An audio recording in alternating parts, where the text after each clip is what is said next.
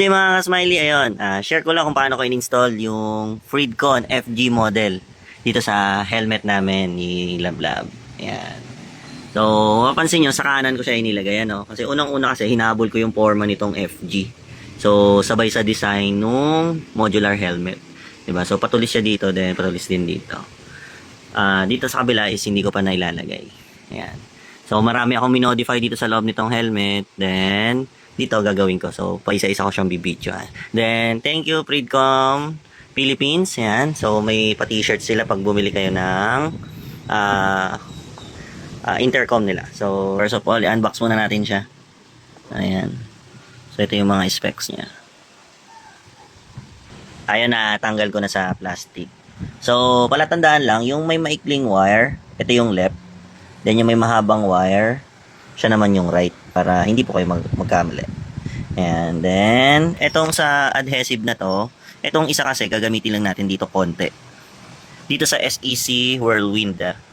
Ayan, kasi, ito ay, dahil umbok dito ng kaunti, dadagdagan natin. So, pero konti lang. So, ikakat lang natin to. Then, pagdudugtungin natin dito sa kabila. Yan, para fit na fit dito yung itong intercom na to. Ayan. Then, ito yung battery niya. So, sa loob naman ng helmet, tatabasin natin ng bahagya yung styro para ma-fit naman to. Then, dito naman sa mic, ito sisirain ko po ito kasi hindi ko nagagamitin itong makapal na to. Kasi, for me, parang sagabal siya sa helmet eh. So, yung ititira ko lang dito, itong flexible, then, yung wire. Ayun. Then, tsaka itong dulo. So, mamaya papakita ko yan. Next step, so kailangan, syempre, tanggalin muna natin yung mga paddings. Yan, para malaya tayo makagalaw dito sa kanyang helmets or sa ating helmet na SEC Whirlwind. Okay. Ayan, ikawitan natin yung Velcro 1, then Velcro 2. So dito, mapapansin nyo may mga hindi pa may mga ano pa yan, no? Tira-tira na harang. So ikakat na natin yan. Tapos itong dulo na to, itong isa, puputulin na natin yan. So, ayun, natanggal na natin to. Yung harang niya dito. Then, itong isa, naiwan. Then, malinis na yun nandun sa dadaanan ng kable. Tatanggalin na natin tong plastic na to. Ayan. So, dito ako magkakat sa likod kasi para kung gusto nyong ibalik itong matigas na to, may didikit pa rin. So, dito ako magtatanggal sa likod. So, ayan, naalis na natin. So, make sure lang na daan-daan lang talaga kasi pwede nyo maputol tong wire na to. So, hihinangin nyo pa yan pag nagkataon. Sorry, Freedcon. Nira ako tong dito sa mic. So, ayan. Binutas ko rin yung sa helmet kasi maglalagay tayo dyan ng cable tie. Ayan. So, dyan yung lusutan ng cable tie niya. So, ganito yan. Ayan. Tapos cable tie dyan sa dalawa.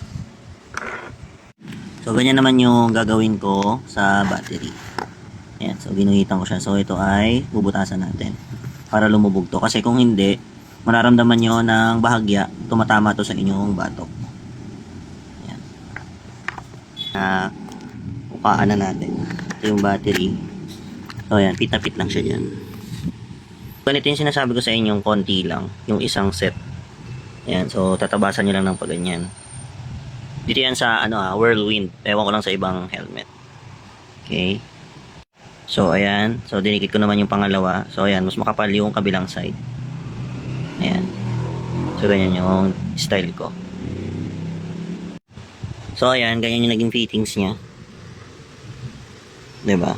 So, mas malaki kasi yung awang sa kabila. Ayan. Tapos, yun. Para lapat lahat.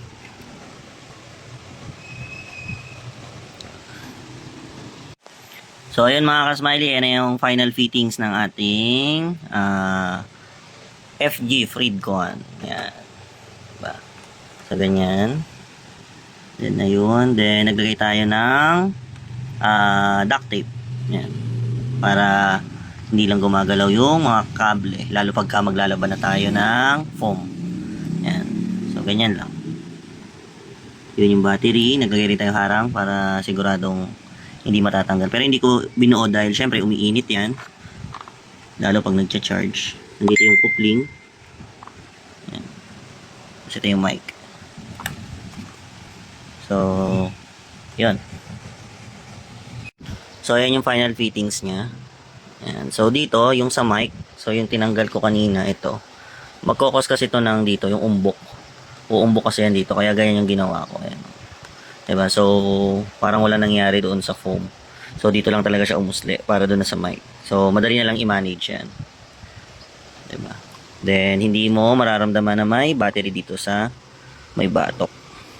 Ayan. So, ayan, tapos na mga ka-smiley. So, na-pair ko na yung dalawa. So, ganyan lang yung mic nila. Diba? Parang hindi halata. Yun. Right.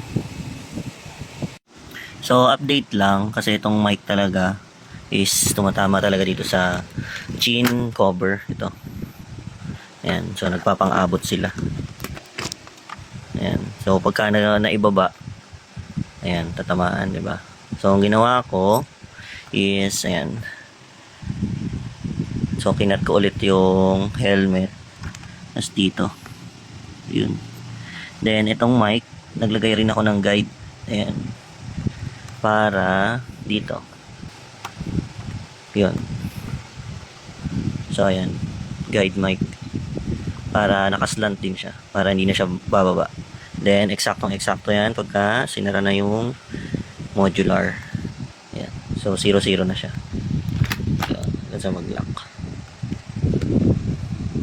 Okay. Ayan, final na to. So, ayan yung mic. So, sakop naman niya yan. So, yung butas niya nandito. Katapat. Then, pagka inangat, yun. Diba? So, yan yung final output.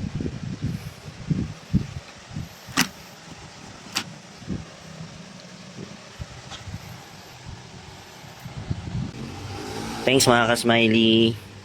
Thank you Freedcom. Yan, FG. Then, thank you Sec.